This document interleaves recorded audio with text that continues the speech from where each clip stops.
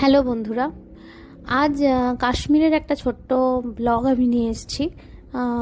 গত এই এপ্রিল মাসের 2 তারিখেই আমরা কাশ্মীর গেছিলাম, ফিরেছি 14 তারিখে। প্রায় 12-14 দিন ওখানে ছিলাম। জায়গাটা ভীষণই সুন্দর, মানে সবাই যে বলে ভূস্বর্গ, শুধু শুধু এমনি এমনি বলে না, সত্যিই ভূস্বর্গ। মানে চারিপাশে মানে সাদা বরফে ঢাকা পাহাড়, আর মাঝখানে যে ভ্যালি, সেটাই কাশ্মীর ভ্যালি। আর তার মধ্যে বুক চিরে বেরিয়ে যাচ্ছে কত ধরনের নদী, তাদের কত ধরনের নাম। সত্যি ভীষণ সুন্দর। আর সব থেকে সুন্দর হচ্ছে যে টানেলগুলো তৈরি করা হয়েছে। গত যে শ্যামাপ্রসাদ মুখার্জির যে টানেলটা আমরা পেরিয়েছিলাম ফার্স্ট, সেটা মানে ন মানে 9 কিলোমিটার, 15 মিনিট, প্রায় 14-15 মিনিট সময় লাগছে পেরোতে। তো এত সুন্দর জায়গা, কিন্তু গত 2 দিন আগে যে ঘটনাটি ঘটেছে 22 তারিখে, সেটা খুবই দুঃখজনক আর খুবই লজ্জাজনক।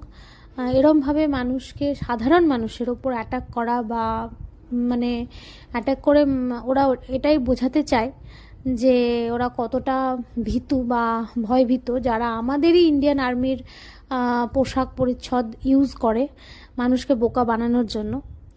যাই হোক, সেটা নিয়ে বেশি আলোচনা করব না। কিন্তু কাশ্মীর ভীষণই ভালো জায়গা। সব মানুষ যেরকম খারাপ নয়, সবাই ভালো মানুষও পাবেন না সমাজে, সব মিলেমিশেই আমাদের সমাজ। আর আমরাও গেছিলাম, আমাদের নিজস্ব এক্সপিরিয়েন্স থেকে বলছি, সব যে ভালো মানুষ পেয়েছি সেটা নয়, অনেক খারাপ ব্যবহারও অনেকের কাছ থেকে পেয়েছি। কিন্তু শ্রীনগরেতে বিশেষত, শ্রীনগরের যে লাল চক মার্কেট, সেখানে অনেক মানুষের কাছ থেকে অনেক খারাপ ব্যবহারও পেয়েছি, আবার অনেক ভালো মানুষও কিন্তু দেখতে পেয়েছি। যেমন আমাদের সাথে যে ড্রাইভার দাদা ছিল, আমাদেরকে পুরো কাশ্মীর ঘুরিয়েছেন, উনি খুব ভালো ছিলেন, আমাদের সাথে খুব কোঅপারেটিভ ছিলেন, খুব ভালোভাবে আমাদেরকে ঘুরিয়েছেন। তো যাই হোক, সব মিলিয়ে মিশিয়ে আমাদের ট্যুরটা ছিল। কিন্তু এই ঘটনাটার পর থেকে মন ভীষণই খারাপ। আর আশা করব যে সব তাড়াতাড়ি ঠিক হয়ে যাবে, আর সব আবার আগের মতন স্বাভাবিক হয়ে যাবে।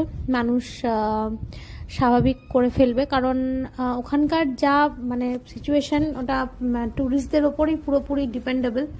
ট্যুরিস্টরা না গেলে কিন্তু কাশ্মীর একদম মানে চুপচাপ হয়ে যাবে। মানে ওখানকার মানুষের আয় করার